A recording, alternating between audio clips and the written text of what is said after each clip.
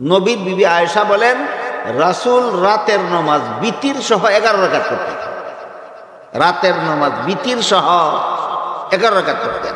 এবার বলেন তো এই 11 রাকাত থেকে 8 রাকাত আলাদা করলে বিতিরের ভাগে ক রাকাত থাকে?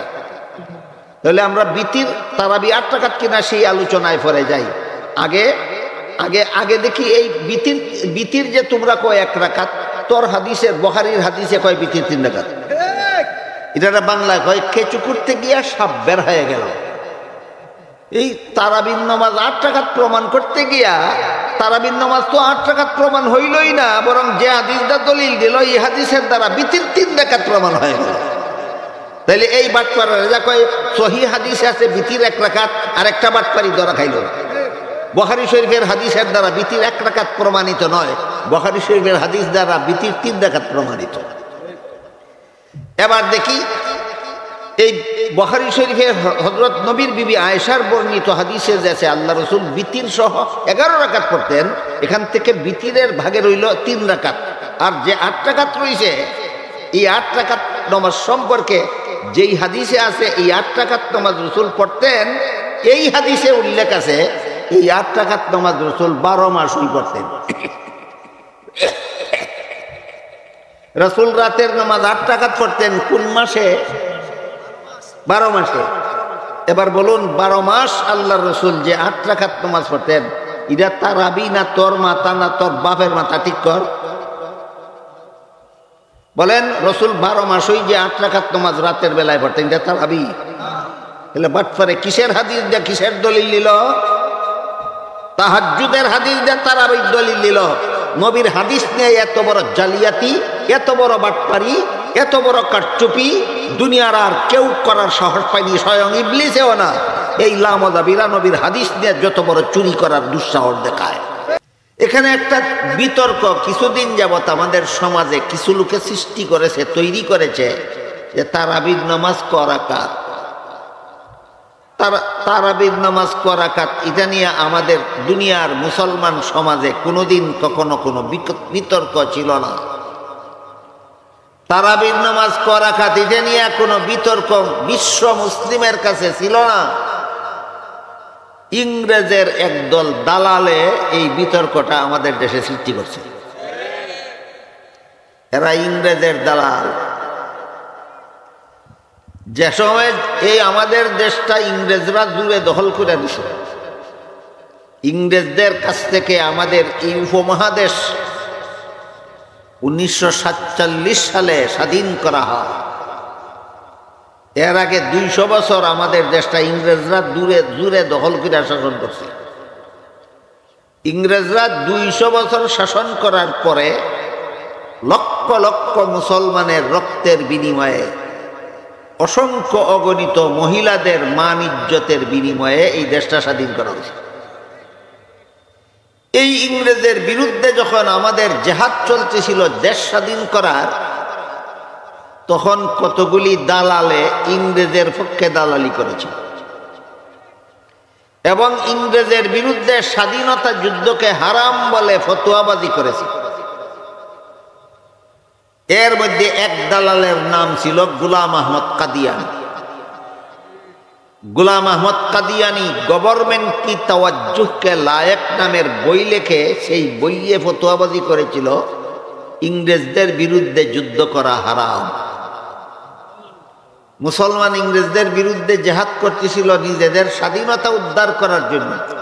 আলেমগণ ফতোয়া দিয়েছিলেন এই জেহাদ, এই মুক্তিযুদ্ধ ফরজ, মুক্তিযুদ্ধ ফরজ বলে আলেমগণ ফতোয়া দিয়েছিলেন।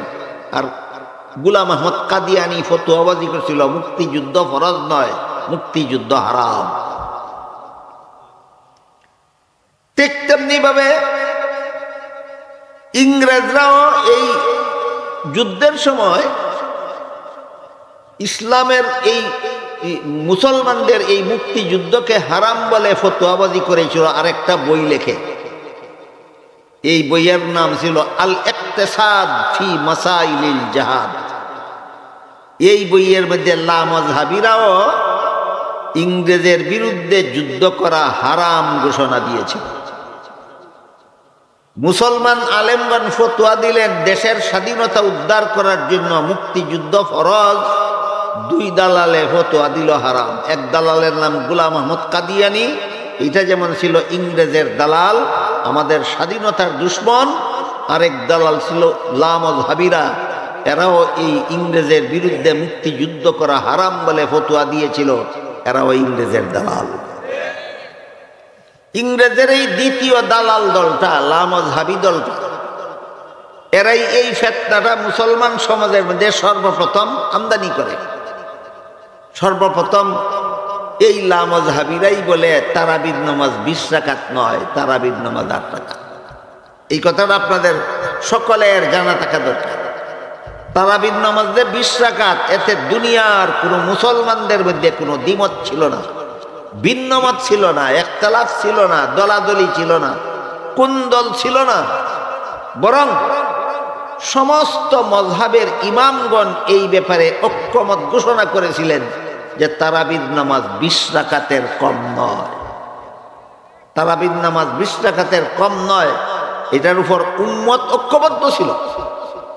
উম্মতের ওই ঐক্যবদ্ধ সিদ্ধান্তের বিরুদ্ধে সর্বপ্রথম ইংরেজের দালাল লামাযহাবী দলটা সর্বপ্রথম বিতর্ক সৃষ্টি করে তারাবির নামাজ 8 রাকাত বলে। 4 মযহাবের 4 ইমাম, 4 মযহাবের সমস্ত অনুসারী এবং রাসূল করিম সাল্লাল্লাহু আলাইহি ওয়াসাল্লামের জমানাত থেকে সাহাবায়ে কেরাম, তাবেঈন, তাবেঈনের জমানাত থেকে সর্বযুগের সমস্ত মুসলমানদের ঐক্যবদ্ধ মত ছিল তারাবির নামাজ 20 রাকাতের কম নয়। এই ঐক্যবদ্ধ সিদ্ধান্তের মধ্যে ফাটল সৃষ্টি করে তারাবির নামাজ 8 রাকাত বলে সর্বপ্রথম ইংরেজের দালাল লামাযহাবীরা ছিলেন। এই ব্যাপারে একটা রেফারেন্স দিতে চাই আপনাদেরকে। সাহাবায়ে কেরাম তারাবির নামাজ ক রাকাত পড়েছিলেন, এই ব্যাপারেও একটা রেফারেন্স দিতে চাই আপনাদেরকে, যেন লামাযহাবীদের চাপাবাজির কারণে আপনাদের ঈমান আমল যেন দুর্বল হয়ে না যায়, নড়বড়ে হয়ে না যায়। মুসান্নাফে ইবনে আবি শাইবা নামক হাদিসের কিতাবে উল্লেখ আছে রাসূল করিম সাল্লাল্লাহু আলাইহি ওয়াসাল্লাম রমজান মাসে বিতির সহ রাতের নামাজ 23 রাকাত পড়তেন। রমজান মাসে বিতির সহ রাতের নামাজ 23 রাকাত পড়তেন। এখানে রাতের নামাজ বলতে এশার পরে আর ফজরের আগে যেই নামাজটা রাসূল পড়তেন, এটাকে হাদিসের ভাষায় রাতের নামাজ বলা হয়। তাইলে রমজান মাসে আল্লাহ রাসূল এশার পরে ফজরের আগে বিতির সহ 23 রাকাত পড়তেন। এর মানে হলো বিতিরের 3 রাকাত আর তারাবির 20 রাকাত। বিতিরের 3 রাকাত, তারাবির 20 রাকাত।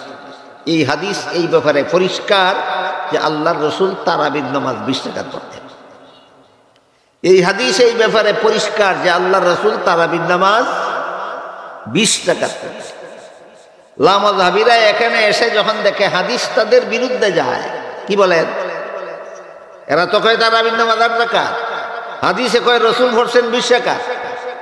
যখন দেখে হাদিস তার বিরুদ্ধে যায়, তখন যেই চাপাবাজিটা শুরু করে, এটার নাম হইল হাদিসটা জয়ীফ। এখানে যে চাপাবাজিটা শুরু করে লামাযহাবীরা, তারাবির নামাজ 20 রাকাত রাসূল পড়তেন, এই হাদিসটা বললেই যখন দেখে হাদিসটা তাদের বিরুদ্ধে যায়, তখন হাদিসটা অমান্য করার জন্য যেই জেরা তর্কটা শুরু করে, এই জেরা তর্কের প্রথম কথা হইল হাদিসটা জয়ীফ। এই হাদিসটা জয়ীফ সম্পর্কে আমার কিছু কথা আছে। 1 নম্বর কথা হইল, রাসূলের 3টা জিনিসকে রাসূলের হাদিস বলা হয়।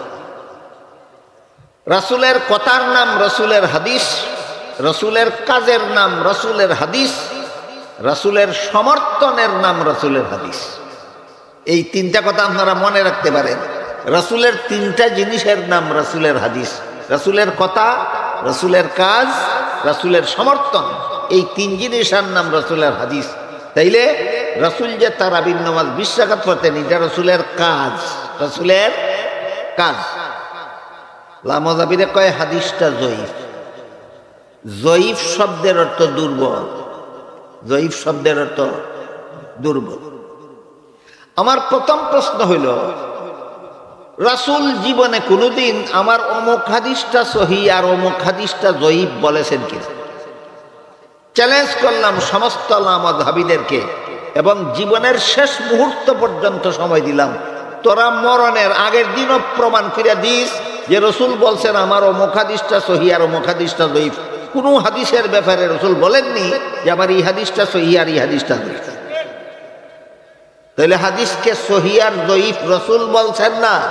রসুলের কোনো হাদিসকে রসুল কোনোদিন সহিহও বলছেন না, যঈফও বলছেন না। এইগুলি বলছেন মযহাবের ইমামগণ। অমুক হাদিস সহিহ, অমুক হাদিস যঈফ বলেন রসুল বলছেন না মযহাবের ইমামগণ বলছে? তোরা তো মযহাব মানুষই না, তে মযহাবের ইমামের কথা টানস দূর না, বুঝেন না এই ব্যাপারটা? তোরা তো মযহাব মানুষই না, তে মযহাবের ইমাম যেটা কইছে এটা টানস করে এখানে। ইমামও বাদ, ইমামের কথাও বাদ। কাজেই মযহাবের ইমামরা কইছে অমুক হাদিস সহিহ অমুক হাদিস যঈফ, ইমামও মানুষ না, তার কথাও মানিস না। বাদ দে, কোনো হাদিস সহিহ নাই, কোনো হাদিস যঈফ নাই। মুসান্নাফে ইবনে সাইবা নামক হাদিসের কিতাবে উল্লেখ আছে আল্লাহ রসুলের তারাবির নামাজ 20 রাকাত পড়ছেন। যদি মযহাব না মান্য হাদিস মানুষ, তাহলে মানতে হবে সহিহ যঈফ রসুলে কইছেন না, হাদিসও আছে রসুল 20 রাকাত পড়ছেন, 20 রাকাত মানতে হবে।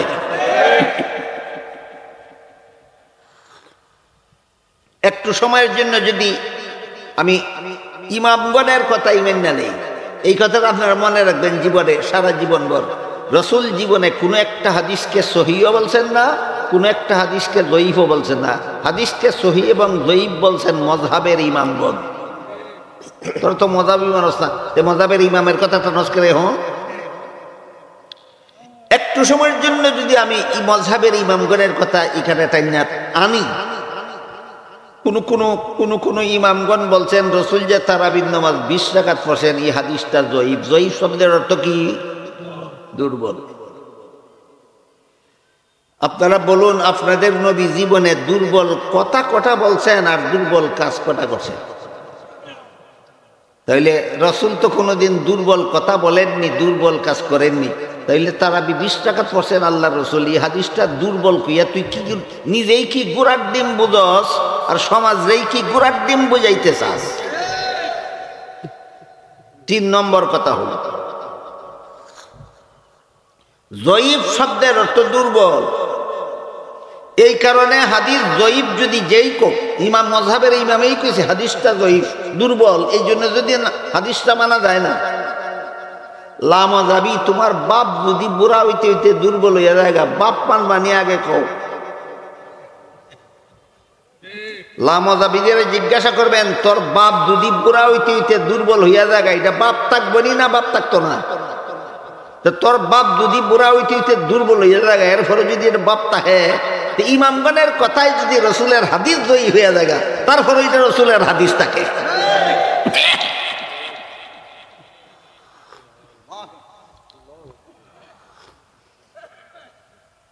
গেল রাসূল তারাবির নামাজ কয় রাকাত পড়ছিলেন, এই প্রশ্নের জবাব কি ভাইলেন? 20 রাকাত। আর এর পিছনে এতগুলি তর্ক আর বিতর্ক, আরো কথা আছে। কোন হাদিসের সনদ যদি ইমামগণের কথায় যঈফ সাব্যস্ত হয়, যিনি হাদিসটাকে যঈফ বলছেন তার আগের থেকেই যদি সারা দুনিয়ার মুসলমান উম্মত হাদিসটা আমল শুরু করে দিয়া থাকে, তাহলে পরবর্তী যুগে কোনো ইমামে হাদিসটাকে যঈফ বলা না বলায় কিছু আসে যায় না। দুনিয়ার উম্মতে যে আগের থেকে আমল শুরু করছে, এর দাঁড়িয়ে হাদিসটা সহিহ মুতাওয়াতিরের পর্যায়ে পৌঁছে গেছে। এখন তুই যঈফ যঈফ কইয়া চেঁচাইতে চেঁচাইতে মুখ ফেনা তুললেও আর কোনো কাজ হইত না।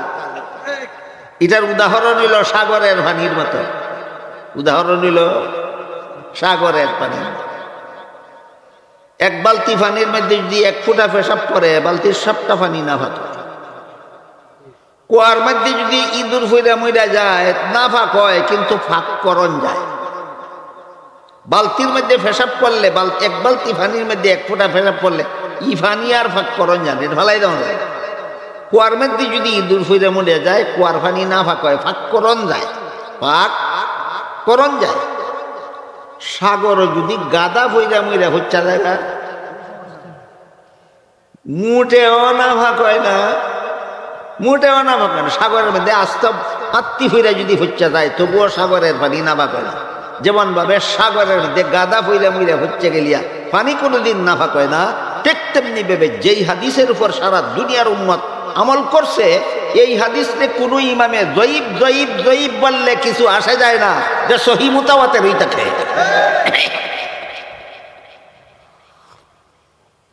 সুতরাং রাসূল তারাবির নামাজ 20 রাকাত পড়ছেন, এই হাদিসটাকে জয়ীফ বলে উড়াইয়া দেওয়ার কোনো সুযোগ নাই। গেল রাসূল তারাবির নামাজ কয় রাকাত পড়ছেন। এবার আমরা বোঝার চেষ্টা করব সাহাবায়ে কেরাম তারাবির নামাজ কয় রাকাত পড়ছেন। এক সহিহ হাদিসে উল্লেখ আছে, রাসূল করিম সাল্লাল্লাহু আলাইহি ওয়াসাল্লাম বলেন, আলাইকুম বিসুন্নতি ওয়া সুন্নাতিল খুলাফাইর রাশিদিন আল মাহদিয়্যিন। এর অর্থ হইল, আমার সুন্নত পালন করতে তোমরা আমার উম্মতেরা যেভাবে বাধ্য, আমার খুলাফায়ে রাশিদিনের সুন্নত পালন করতেও তোমরা বাধ্য।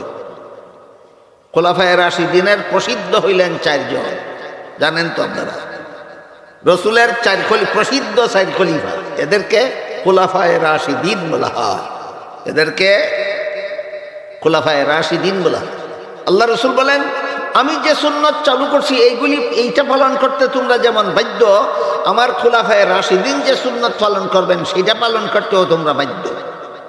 এর একটা উদাহরণ, জুমার দিনে খুতবার আগে যে আজান দেওয়া হয়, এটা রসুলের চালু করা সুন্নত। জুমার দিনে খুতবার আগে যে আজান দেওয়া হয়, এটা কার চালু করা সুন্নত? রাসূলের চালু করা সুন্নত। কিন্তু এর আগে যে মিনারায় আরেকটা আজান দেওয়া হয়, যা রাসূলের চালু করা সুন্নত নয়, যে ওই 4 খলিফার এক খলিফা হযরত উসমানের চালু করা সুন্নত। জুমার বর্তমানের প্রথম আজান রাসূলের সুন্নত না খুলাফায়ে রাশিদিনের সুন্নত? দ্বিতীয় আজান রাসূলের চালু করা সুন্নত। দুনো সুন্নত কেন পালন করেন আপনারা? কারণ সহিহ হাদিসে রাসূল বলে গেছেন, আমার সুন্নত পালন করতে তোমরা যেভাবে বাধ্য, আমার খুলাফায়ে রাশিদিনের সুন্নত পালন করতে তোমরা তেমন বাধ্য।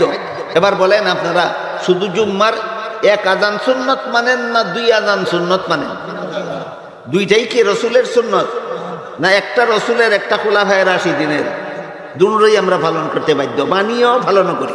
ঠিক তেমনি ভাবে যেভাবে মিনারার আজান রসুল, আজানের সুন্নত রসুল চালু করছেন না, খুলাফায়ে রাশিদিনের 3য় খলিফা হযরত উসমান চালু করছেন, গোটা উম্মতে মেনে নিয়েছে। ঠিক তেমনি ভাবে খুলাফায়ে রাশিদিনের 2য় খলিফা হলেন হযরত উমর ফারুক রাদিয়াল্লাহু। হযরত উমর ফারুক রাদিয়াল্লাহু আনহু প্রত্যেক রমজানে 20 রাকাত তারাবির নামাজ প্রতিদিন জামাতের সাথে পড়ার এবং 30 দিনে 30 পারা কুরআন খতম করার ব্যবস্থা চালু করেছিলেন।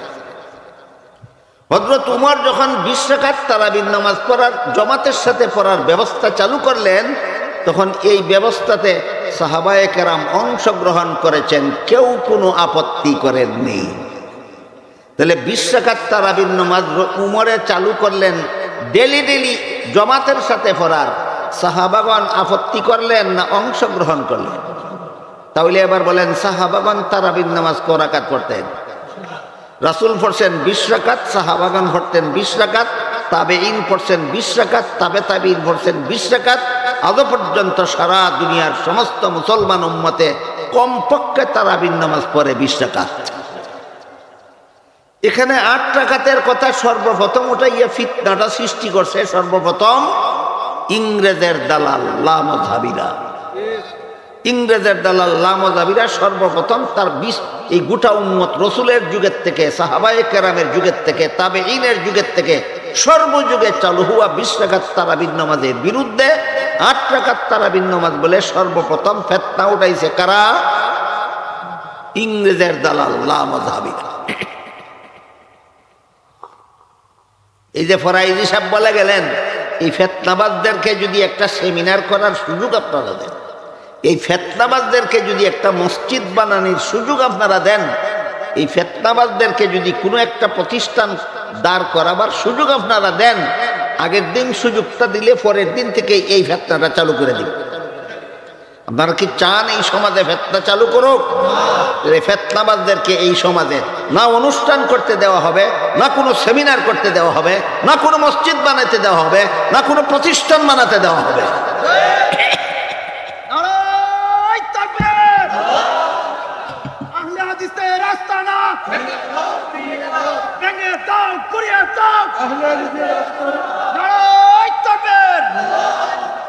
এবার এই চাপাবাজ ফিতনাবাজ ইংরেজের দালাল লামাযহাবীদেরকে যদি কেউ জিজ্ঞেস করে তারাবির নামাজ 8 রাকাত পাইলা কোথায়, কয় সহিহ বুখারী শরীফে আছে।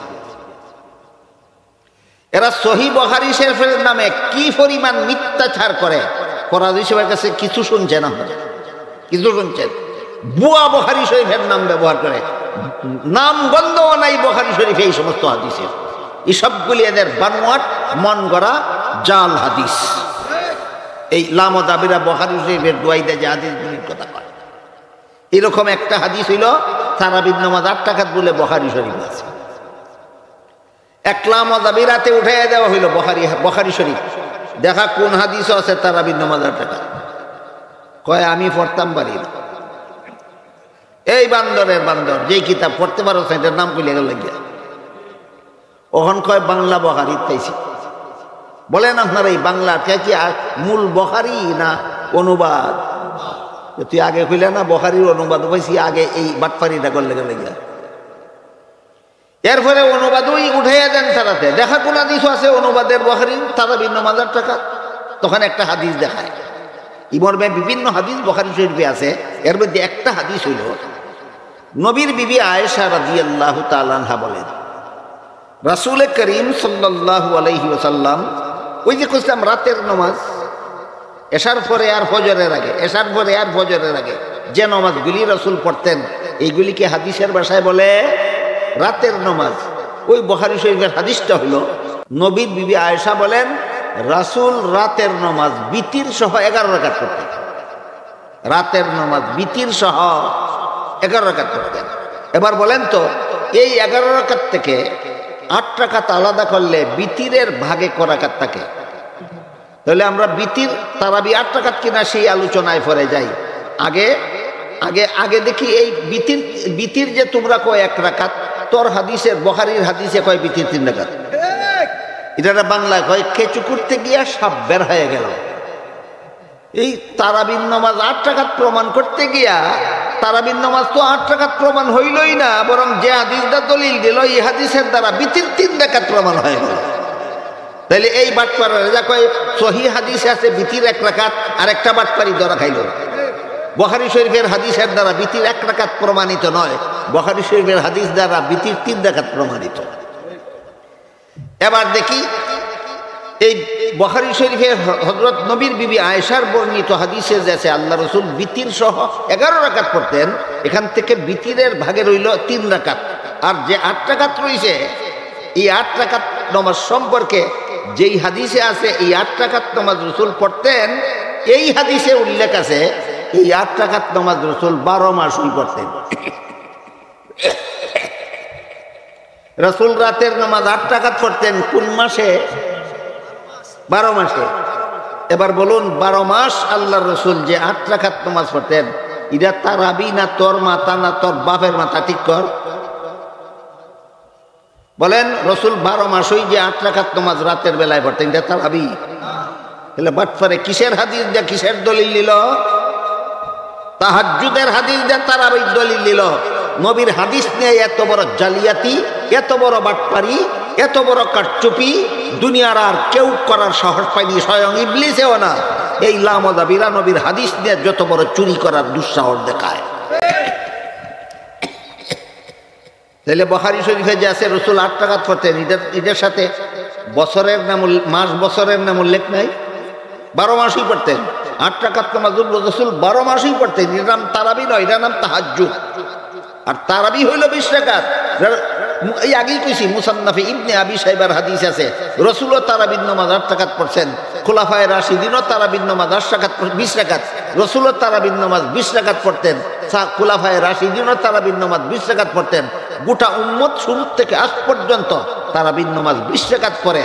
এখানে তারাবির নামাজ 20 রাকাত নয় 8 রাকাত বলে যে বিতর্ক সৃষ্টি করা হলো, এই বিতর্কটা কি?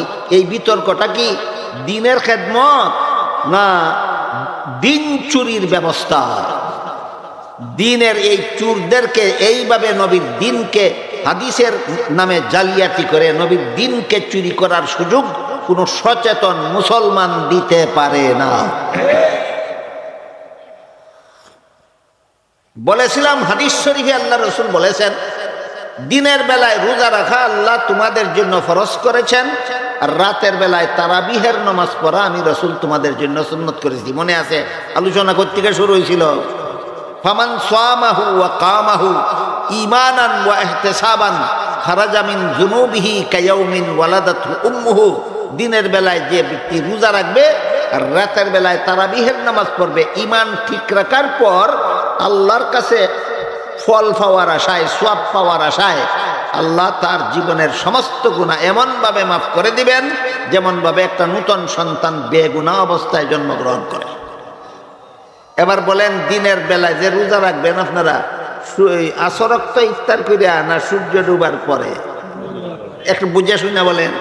দিনের বেলায় রোজা রাখলে যে আপনার সারা জীবনের গুনাহ মাফ হইব, জোহরের সময় ইফতার করলে না আসরের সময় ইফতার করলে না সূর্য ডুবার পরে? রাতের বেলায় তারাবির নামাজ পড়লে যে আপনার সারা জীবনের গুনাহ মাফ হইব, 8 রাকাত পড়লে না 10 রাকাত পড়লে না 20 রাকাত পড়লে? রোজা যেমন সূর্য ডুবার আগে ইফতার করলে সওয়াব পাইবা দূরের কথা, তোমার কাজাও করতে হবে, কাফফারাও দিতে হবে। ঠিক তেমনি ভাবে তারাবির নামাজ 20 রাকাতের কম পড়লে তোমার জীবনের গুনাহ মাফ হইব দূরের কথা, বেদাত চালু করার গুনার কারণে গুনাহগার হবে। রোজার সূর্য ডুবার আগে ইফতার করলে যেমন গুনাহগার হবে, 20 রাকাতের কম তারাবি পড়লেও গুনাহগার হবে। এই জন্য আমরা যদি এই দুই জিনিসের ফজিলত পাইতে চাই, রমজান মাসের দিনের বেলার রোজা আর রাতের বেলার তারাবিহের ফজিলতটা কি ফজিলত, জীবনের সব গুনাহ মাফ যদি পাইতে চাই, তাইলে রোজা যেমন সূর্য ডুবার পরেই ইফতার করতে হবে, ঠিক তেমনি ভাবে তারাবির নামাজ 20 রাকাত পরেই সমাপ্ত করতে হবে।